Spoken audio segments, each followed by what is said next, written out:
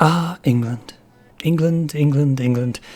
We love many things in this country. For example, trying to see how long it takes to burn everything to the ground, but then we realise that it's raining. Again. But it seems we like lockdowns even more, and as my town currently looks like the red light district with a buy one get one free offer on, I decided it would be a good idea not to catch a case of death and instead make something in my office. So here is a video of how I made a fantastic miniature base for one of my squads. I hope you enjoy, and don't forget to comment and subscribe, as it really does help me out.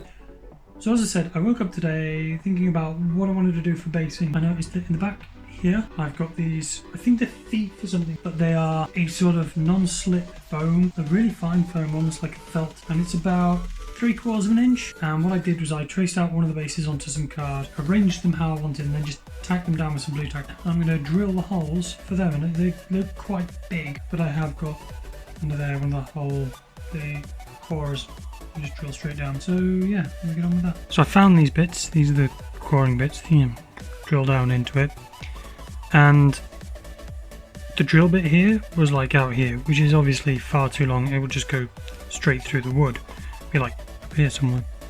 So I had to push it down a bit. But to do that, if I can show you quickly, to do that, you've got this mechanism here which tightens into there. You've got this tiny little Allen key thing here, and every Allen key I found was too small, or one of them was just too big. So annoying. So eventually I went into my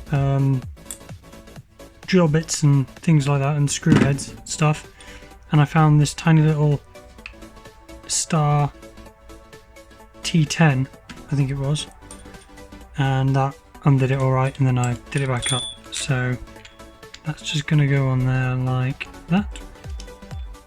I'm going to tighten this back up.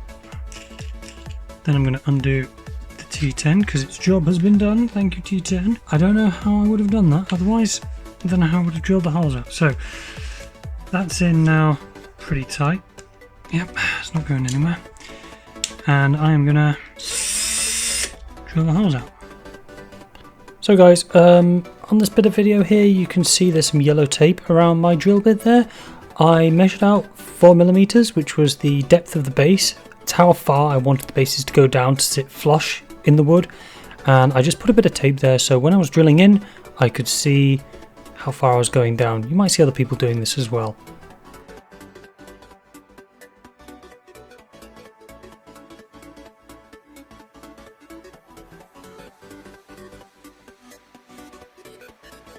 So the question is now, guys, now that I've drilled these circular bits out, how do I get this wood out of here? So the next part of my stupid plan is this. It is the chunkiest drill bit I own. And then what I'm going to do is drill a series of holes around this that I can hopefully then just snap these up.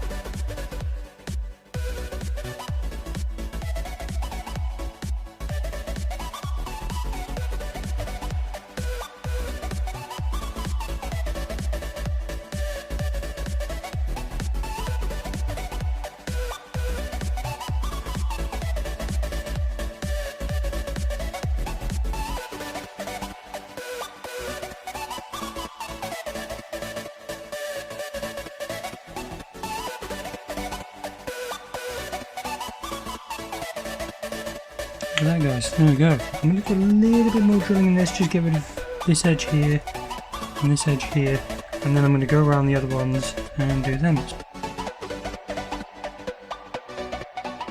Okay guys, now what I've done here is I've cut a circle out of chipboard with the same cutting tool I used to take the wood out of there, and then with just a nut and a bolt I'm going to then attach said nut and bolt to the disc there, if I can pick up the bolt, and the nut, sorry, and just tightening up there with a pair of pliers and a little makeshift screwdriver. Now, I'm drawing a circle out of sandpaper to affix that to the little tool I've just created. And the plan was for this to go into the drill. But before I superglued it on, I realised that the bolt head was far too big and it would create a bulge. So I did the only thing sensible that I could do, and I do not recommend this at all. I took my Dremel and I ground the top off it, which didn't fix my problems because the bolt is circular, so every time I tried to use it to sand, it kept slipping.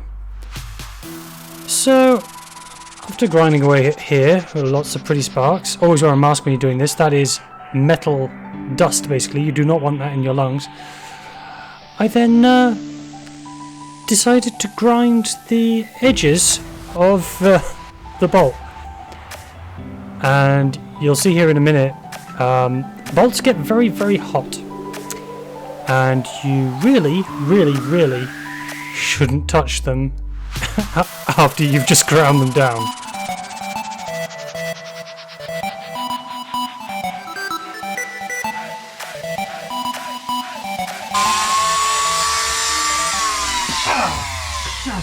You alright? Yeah, that was like that. God. Very hot. Well, my phone just died, so great. Stuck it on for charge for a little bit, and I'm back at it now. What you didn't see was me doing a bit of sanding to the holes. Nevertheless, what I've got to do now is the little cardboard discs I cut out, I need to cut 4 more of them out. So the bottom of this, as you can see, is still got some of the holes from where I was drilling out the main body of the wood. However, cardboard discs fit in there perfectly to hide my shame, so I'm going to put more of them in. But why I'm not using the other 4 is because I cut a hole in them when I was drilling to find the centre, so that I could drill these ones perfectly in line. The only one I didn't do that with is number 1 there. So I'm going to cut out 4 more and stick them in there with some PVA glue. And there we go. So cardboard discs, 4 of them in there now. Looks a lot smoother. You might be thinking, you're doing another video of not painting. Well, don't worry, painting is going on behind me here. But every now and again then I just wanted to do something that wasn't painting. This is actually for my models. This is going to be the display stand. We won't worry about this hole here because that is going to be filled with sculptor mold. Sculptor molded. A little bit of damage on the wood here. Again, sculptor mold. I'm going to maybe take down the edges a bit. And all of this will get a base coat black when you can take the models out. It'll look good. And speaking of models, segue.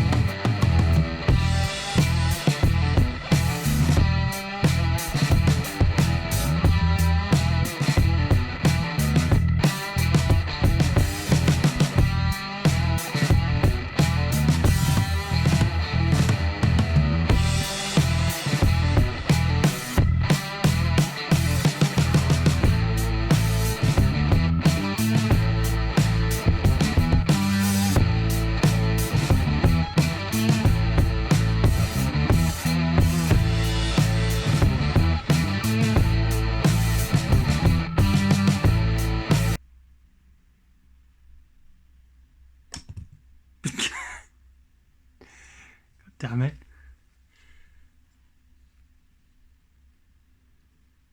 Move up, Gilliman. Fat. Look at all the space. Space!